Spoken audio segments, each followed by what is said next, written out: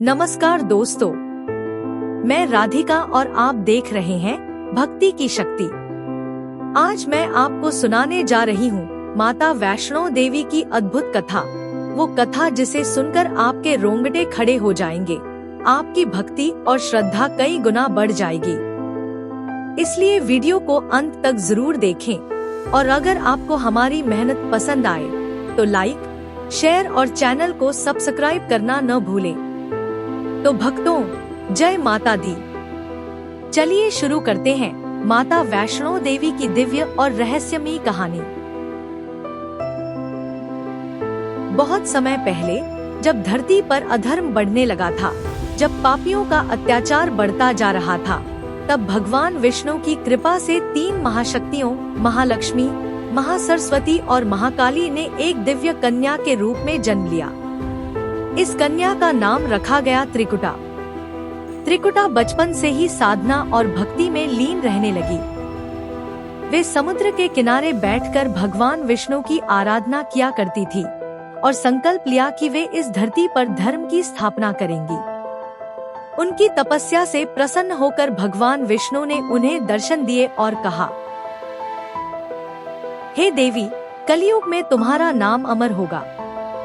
जो भी सच्चे मन से तुम्हारी भक्ति करेगा, उसकी सभी मनोकामनाएं पूरी होंगी। भगवान विष्णु के इन वचनों से त्रिकुटा का मन प्रसन्न तो हुआ, लेकिन उनके हृदय में एक इच्छा जागी। वे भगवान विष्णु को ही अपना स्वामी बनाना चाहती थी। उन्होंने भगवान से विवाह का प्रस्ताव रखा, लेकिन भगवान विष्णु मुस्कुराए और बोले, समय आने पर जब मैं कल्कि अवतार लूंगा, तब तुम मेरी अर्धांगिनी बनोगी। लेकिन अभी तुम्हारा कार्य कुछ और है। तुम्हें धरती पर धर्म की रक्षा करनी होगी।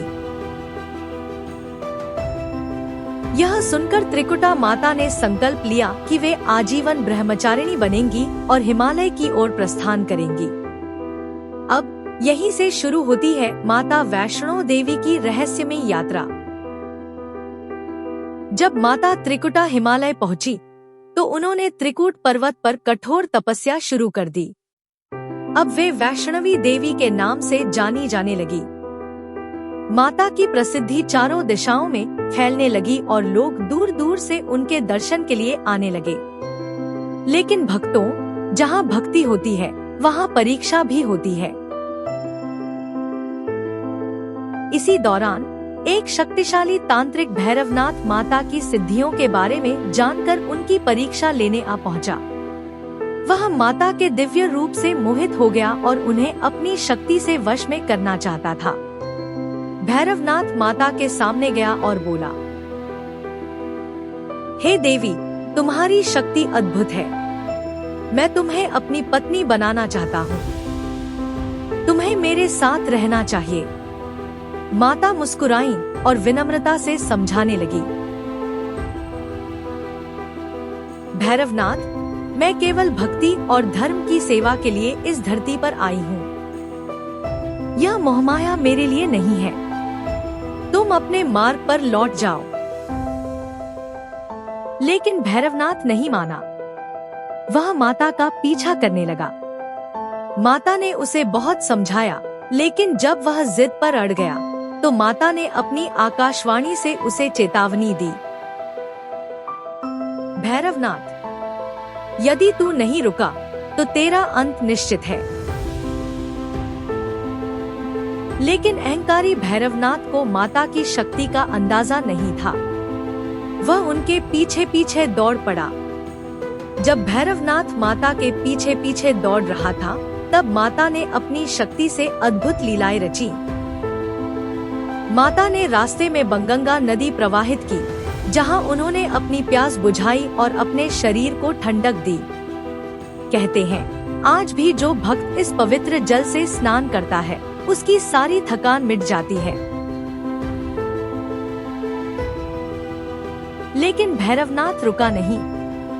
भैरवनाथ माता के पीछे पीछे बंगंगा से लेकर अर्धकुंवारी गुफा तक दौड़ता रहा, लेकिन माता हर बार अपनी मायावी शक्तियों से बचकर निकल जाती।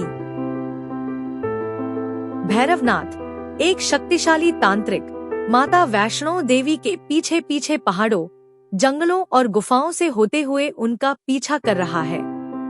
माता अपनी भक्ति में लीन है, लेकिन भैरवनाथ का अभिमान चरम पर है।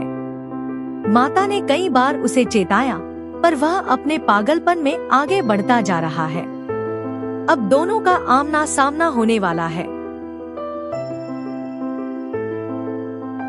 त्रिकुट पर्वत की एक गुफा के बाहर ठंडी हवा चल रही है। आसमान में घने बादल उमड़ रहे हैं। माता अपने दिव्य रूप में खड़ी हैं और भैरवनाथ उनके सामने आ जाता है। भैरवनाथ अहंकार से हंसते हुए बोला, हे सुंदरी, तुम कितनी भी तेज चलो, लेकिन मुझसे बच नहीं सकती। मैंने पूरे ब्रह्मांड की सिद्धियां प्राप्त की हैं, तुम्हें मुझसे विवाह करना ही होगा। माता कठोर स्वर में बोली, भैरवनाथ, तू एक तांत्रिक है। तुझे ज्ञान होना चाहिए कि मैं कोई साधारण स्त्री नहीं, शक्ति का अवतार हूँ। मैं केवल धर्म और भक्ति के मार्ग पर हूँ। तू अपने इस अधर्मी विचार को त्याग दे और अपने मार्ग पर लौट जा।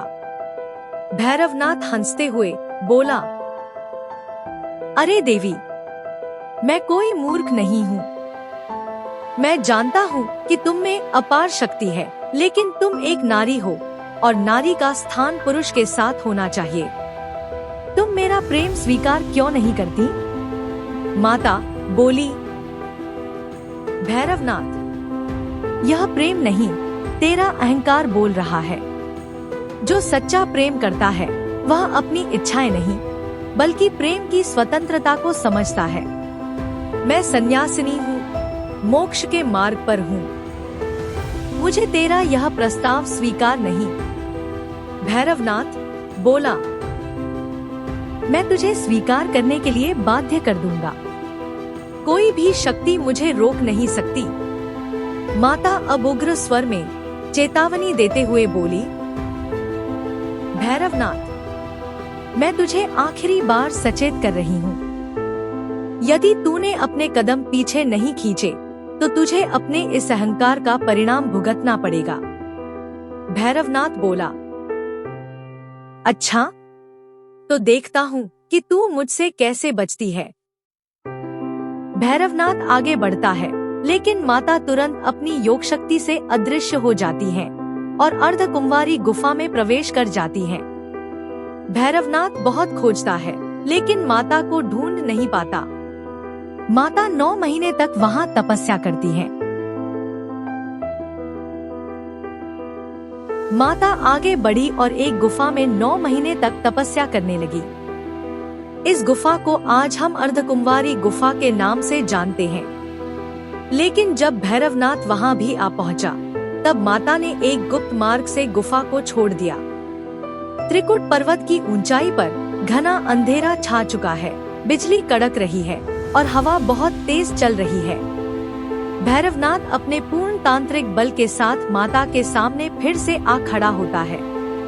अब माता को अपना रौद्र रूप धारण करना ही पड़ेगा। भैरवनाथ बोला, हे देवी, तुमने कितनी भी कोशिश कर ली, लेकिन अंत में तुम्हें मेरे सामने आना ही पड़ा। अब मुझसे बचने का कोई उपाय नहीं। माता अब अपने दिव्य रूप में नेत्रों से ज्वाला निकल रही है, क्रोध से गरजते हुए बोली, भैरवनाथ, तूने मर्यादा की सारी सीमाएं लांघ दी हैं। तुझे चेताया था, पर तूने सुना नहीं। अब तेरा विनाश निश्चित है। भैरवनाथ हैरान होकर, लेकिन अभी भी अभिमान में बोला, हाँ, मुझे कोई नष्ट नहीं कर सकता। मैं अमर हूँ, मुझे कई सिद्धियां प्राप्त हैं। माता तीव्र गर्जना के साथ बोली, अधर्मी, अब तेरा सहार होगा। आज यह धरती तेरे पापों से मुक्त होगी। माता अपने महाकाली रूप में प्रकट होती हैं। उनका दिव्य तेज इतना प्रचंड है कि पूरी धरती कांपने लगती है। पहाड़ हिलने लगते हैं, आकाश में तड़ित चमकने लगती है। माता का त्रिशूल बिजली की भांति चमकता है। भैरवनाथ के चेहरे पर पहली बार भय के भाव आते हैं। भैरवनाथ के अहंकार ने माता को अपने भयानक और द्रवण करने वाले रूप में प्रकट होने पर मजबूर कर दिया। जैसे ही भैरवनाथ ने माता को पकड़ने की कोशिश की, माता की तीव्र ऊर्जा से पूरा पर्वत हिल उठा। चारों ओर गर्जना होने लगी, हवाएं अंधड़ में बदल गई, आसमान रक्तलाल हो गया। माता का रूप अब पहले जैसा शांत और सौम्य नहीं था, बल्कि अब वह प्रलयंकारी हो चुका था। माता की तीसरी आंख खुल गई। उनकी आंखों से ज्वालाएं निकल रही थी, बाल खुले हुए थे और पूरा वातावरण माता के भयंकर शक्ति प्रवाह से थर-थर कांप रहा था। उनके चारों हाथों में शस्त्र चमक रहे थे। एक हाथ में त्रिशूल, दूसरे में चक्र, तीसरे में तलवार और चौथे में खप्पर, जो राक्षसों के अंत का प्रतीक था। माता की भयंकर हंसी से भैरवनाथ के प्राण सूखने लगे। लेकिन दोस्तों, भैरवनाथ अंधा हो चुका था। वह माता की शक्ति को पहचान नहीं पाया और उन पर हमला करने के लिए दौड़ा। बस फिर क्या था? माता ने एक ही वार में त्रिशूल उठाया और भैरवनाथ की ओर फेंक दिया। त्रिशूल बिजली की गति से दौड़ा और जैसे ही भैरवनाथ के सीने से टकराया, वह एक भयानक चीख के साथ धरती पर गिर पड़ा। भक्तों, माता का यह रूप देखकर साक्षात काल भी कांप उठा था। भक्तों, अब कहानी अपने अंतिम और सबसे भावुक मोड़ पर पहुंच चुकी है। जब माता के प्रचंड रूप ने त्रिशूल से भैरवनाथ का अंत कर दिया, तो उसके सिर ने गगनचुंबी पर्वतों को चीरते हुए कई किलोमीटर दूर जाकर धरती पर गिरना स्वीकार किया। त्रिशूल का प्रहार इतना भयानक था कि भैरवनाथ का सिर धड़ से अलग हो गया। लेकिन कहानी यहीं खत्म नहीं हुई। भैरवनाथ का सिर इतनी शक्ति से उड़ा कि वो कई किलोमीटर दूर जाकर गिरा। वहाँ आज भी भैरवनाथ मंदिर स्थित है। लेकिन जैसे ही उसका सिर जमीन पर गिरा, उससे रक्त की नदियां बह निकली। लेकिन जैसे ही भैरवनाथ की आत्मा अपने शरीर से मुक्त हुई, एक अद्भुत घटना घटी।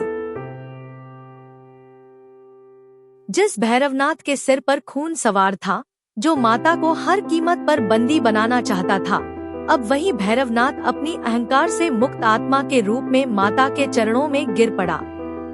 उसकी गर्दन झुकी हुई थी, उसकी आंखों से पश्चाताप के आंसू बह रहे थे और उसकी आत्मा कंपा रही थी। वो रोते हुए माता के चरणों में गिर पड़ा और गिड़गिड़ाने लगा, माता, मुझे क्षमा कर दो। मैंने अहंकार में आकर आपको एक साधारण स्त्री समझ लिया। मैं नहीं जानता था कि आप साक्षात आद्यशक्ति, महाकाली, महामाया है। मैंने अपने घमंड में इतना बड़ा अपराध कर दिया। अब मेरी आत्मा तड़प रही है। मुझे मुक्ति दो, माँ। भैरवनाथ की यह क्षमायाचना सुनकर माता का हृदय करुणा से भर गया। माता ने अपना भव्य, भयानक रूप त्याग दिया और अब उनकी ममता में मुस्कान चारों ओर प्रकाश फैलाने लगी। उन्होंने धीरे से अपने कमल जैसे हाथ भैरवनाथ के सिर पर रखा और कहा, भैरव, अहंकार के अंधकार में डूबने के बावजूद तेरा हृदय पूरी तरह अशुद्ध नहीं था। तूने मेरा पीछा किया, लेकिन मुझे प्राप्त करने की लालसा में। इसलिए मैं तुझे श्राप नहीं, बल्कि आशीर्वाद देती हूँ। आज से जो भी मेरे दर्शन के लिए आएगा, वह पहले तेरे मंदिर के दर्शन करेगा, तभी उसकी यात्रा सफल मानी जाएगी। इस प्रकार तेरी आत्मा को सदैव मुक्ति और मोक्ष मिलता रहेगा। यह सुनकर भैरवनाथ की आत्मा प्रभुता के प्रकाश में विलीन हो गई। वह मोक्ष को प्राप्त हुआ और तब से भैरवनाथ मंदिर माता वैष्णो देवी की यात्रा का अटूट हिस्सा बन गया। आज भी जो भी भक्त माँ के दर्शन करने जाता है वह पहले भैरवनाथ के मंदिर जाकर उनके दर्शन करता है ताकि माता की कृपा पूर्ण रूप से प्राप्त हो सके। हाँ भक्तों, कैसी लगी आपको यह रोमांचक और चमत्कारी कथा? माता वैष्णो देवी की इस दिव्य गाथा ने आपके मन में कैसी भावना जगाई? भक्ति से भर गया दिल? माता की शक्ति देख रोंगटे खड़े हो गए? या भैरवनाथ के अंत ने आपको न्याय और करुणा का सच्चा अर्थ समझाया? अपने विचार हमें कमेंट में जरूर बताएं। और अगर कथा पसंद आई हो तो जय माता दी लिखकर माता की महिमा का गुणगान करें।